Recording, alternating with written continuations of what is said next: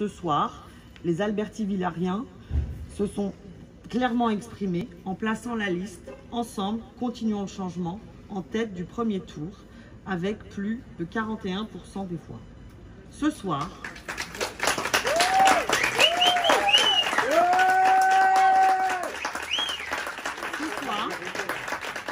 vous nous avez renouvelé votre confiance et nous vous en remercions.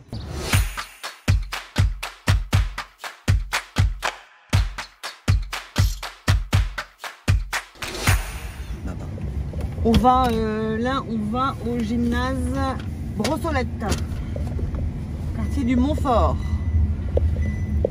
La Robespierre, c'est des deux bureaux historiquement très mauvais pour nous et ça va très peu, donc je suis très contente. On va voir, hein. Faut pas avoir de la peau de l'ours. Hein. Quelques coups. Ouais. Et ben ça c'est la fin de la.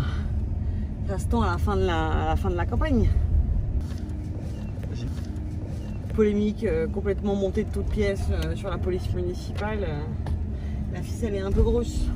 Mais plus on vous critique, plus on est dangereux. Donc en fait on a pris ça comme un très bon signal à gauche. Ouais. Pendant 15 jours c'était notre camion. Les 15 jours suivants c'était l'OPH. Puis la police municipale. Et on a fini par une manipulation de la FCPE.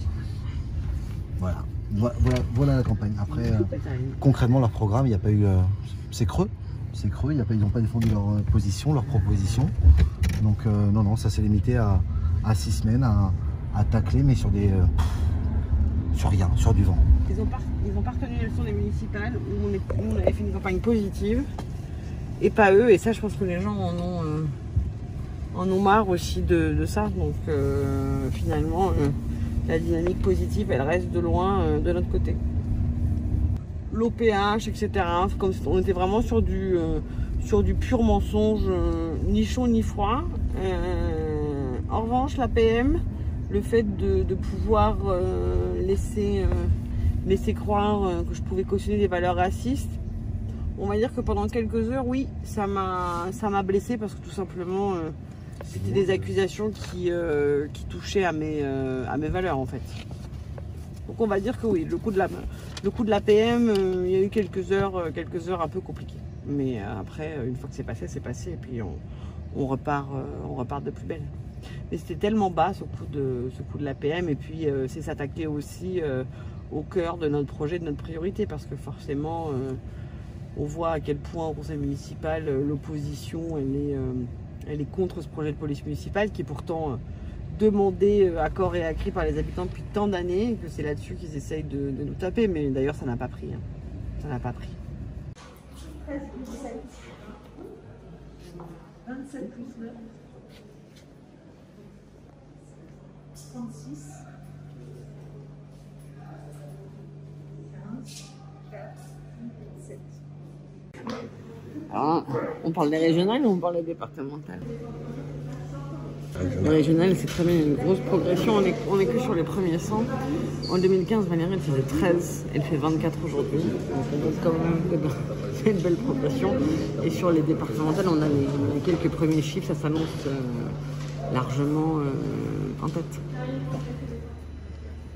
Donc, mesdames, messieurs, chers amis, chers Albertivillariens, ce soir, au terme d'une campagne intense, d'une campagne particulière liée à un contexte sanitaire, les électeurs se sont déplacés, même si nous pouvons regretter une participation qui reste encore faible, qui traduit les promesses non respectées par mes adversaires qui ont été pendant très longtemps en responsabilité.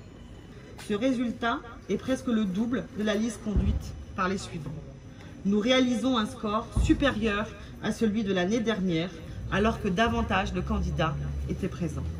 La volonté des Albertivillariens est sans ambiguïté. Nous voulons du changement. Pour la première fois, notre canton peut connaître une vraie alternance. Je tiens à être transparente. Je refuserai toutes les propositions de fusion qui nous seront faites. Ce serait trahir notre engagement. Nous resterons fidèles à nos valeurs. Nous sommes et nous resterons unis face à une gauche divisée et dispersée. À Aubervilliers, nous connaissons leurs désaccords. Nous les avons subis pendant de nombreuses années, au détriment de notre ville et surtout de ses habitants. Ces désaccords, s'expriment à chaque conseil municipal. Les départementales nous ont encore prouvé que de nombreuses divergences persistent entre eux. Depuis des années, qui trinque? Les Albertivillariens, dont l'intérêt passe toujours après les leurs. Regardez l'OPH. Le président du territoire et ses alliés d'Aubervilliers manœuvrent en coulisses pour se l'accaparer.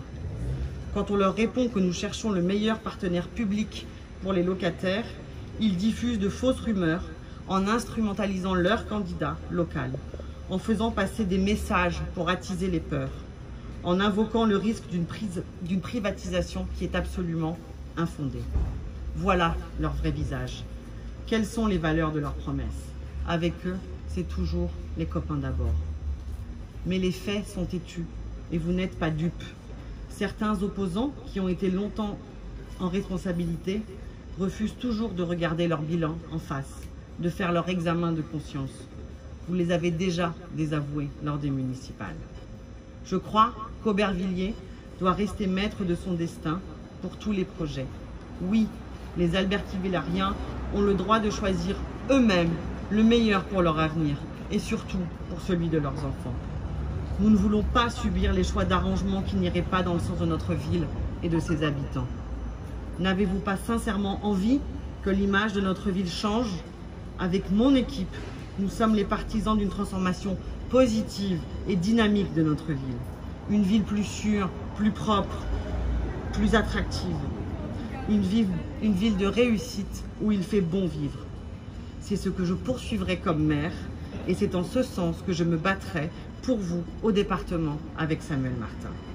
Pour que notre ville devienne plus sûre, plus propre, plus attractive et encore plus belle, où chacun trouve sa place. Nous voulons une ville qui promeut les talents.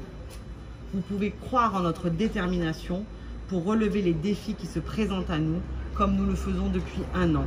Il y en a énormément, mais je n'ai pas peur. Nous n'avons pas peur. Croyez en la force d'une équipe qui est engagée pour vous, à vos côtés. Tous ensemble, continuons à porter un projet positif et dynamique pour Aubervilliers, pour la Seine-Saint-Denis. Dimanche prochain, je compte sur vous. Ensemble, grâce à vous, continuons le changement. Je vous remercie.